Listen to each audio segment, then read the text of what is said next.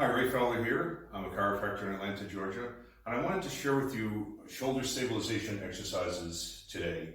There are 4 exercises I'm going to show. The first is the 3-month prone exercise. The second is the plank and proper progressions of the plank.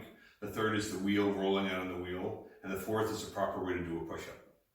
So the 3-month prone, this is a chart showing what's called ontogenesis, the progressions, the developmental progressions from birth on.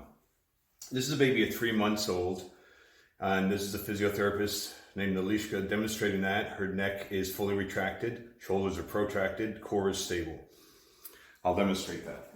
I'm going to get face down. I'm on my forehead. My hands are about 3 or 4 inches up and over. My elbows are roughly at ear level. I'm going to brace my core firmly. I'm going to press my elbows in and pull them out isometrically and then raise the head up from the mid-back. So the head is coming up level, not there. Okay, so brace, brace, raise. Now I'm going to breathe diaphragmatically, meaning my diaphragm lowers and the ribs splay or push to the side. Notice when I exhale, I'm not dropping, I'm not going because the core is braced, so now I'm not breathing into my belly, but into my sides. Then I'm going to rotate my head fully as I breathe in.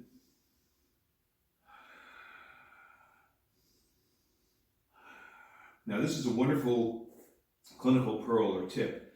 If your neck is a little bit painful or stiff, to rotate to one side. Let's say you go to the left and it stops here because of pain or stiffness. You can exhale, maintaining that position. Then inhale, go further.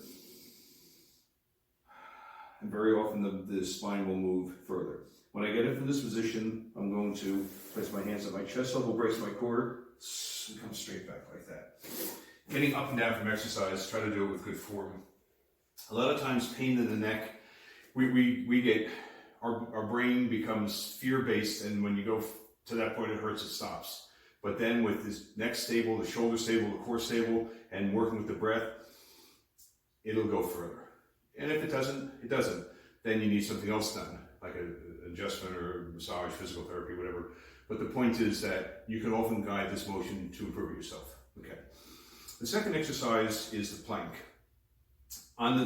You go online, there's a lot of videos, the plank challenge, how long can you hold the plank? This is not smart. It's like holding weights like that as opposed to curling them. You want to push out, hold a maximum of 10 seconds, release that and come back out. The reason for that, as Stu McGill explains, when a muscle is in a state of isometric contraction for about 10 seconds, the blood flow to that, the oxygen starts to be reduced because the muscle is very tight. The blood can't flow in and out. So you let it go and you repeat it. Better to do more repetitions, just holding for 8 to 10 seconds. There are progressions with the plank. I'm going to start with on my knees. I'm going to brace my core, come straight up like that. Optimally, I want a straight line from my ear through my shoulder into my hips down to the knees. After about 8 to 10 seconds, I'm going to lower down, push all the way up. Now inhale, push up further. The progression from the elbows, from the knees rather, is to the toes. I'm on the balls of my feet here, holding that for 8 to 10 seconds. Lower down, push back up, inhale, push up further. When you come down, don't drop the pelvis or poke the head. So it's one unit. The progression from here is to rotate. The whole body is moving as one unit. The cheating strategies are to do hip, arm, arm, hip, but you want it to be one. The common cheating strategy is to stick your butt up because then it's easier. So you want that everything low, one unit, moving around, okay? Now the wheel is an excellent exercise really for the full body. It's great for the upper body, it's great for the core, and the back muscles as well. There are 2 different types of wheels. This is a more basic wheel. It's not made as firm, as strongly as this. I like this, it's a wider wheel, good ergonomic handles, and you feel like when you're all the way out, it's never going to break. So, when you start this, don't go all the way out, just go a little bit. And as that feels okay, you go further. The core is kept braced the whole time. Then you can go all the way.